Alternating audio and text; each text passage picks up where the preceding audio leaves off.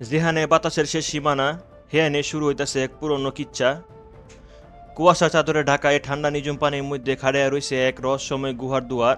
আর তার ঠিক সামনেই নিজে তলোয়ার খান্দার দিয়ে আসল ফাইটার লেগে রেডি হইতাছে একলা যোদ্ধা। কিন্তু হ্যাঁ কি জানে ভিতরে হেল লেগে কি আফদ অপেক্ষা করতেছে। গুহার ঠিক উপরে মায়াবী আলোত ঘুমায় রয়েছে এক আজব চিজ, বরফের লাহান দবদবে সাদা পশম, আর গায়ে জড়া রয়েছে সাপের লোহান চকচকে রূপালি আঁশ। তার শরীর থনে এককারে নীলচে আলোয় চারদিকের অন্ধকার ফাইডা বাইর হইতাছে। আপাত দৃষ্টিতে শান্ত এই মনস্টারটা আসলে কত বড় ভয়ঙ্কর হেডা কেবল ইতিহাসই জানে। কাজ্যা তো এখন এনা শুরু কেডাকারে আটকায়। যুদ্ধ স্টার্ট হয়ে গেল, বসের পয়লা আঘাতে চারদিকতে কাঁপা উঠলো, বিজলি গতিতে ছুইডা আইতাছে হ্যাঁ, কিন্তু আমার যোদ্ধাও ডরানির পোলানা।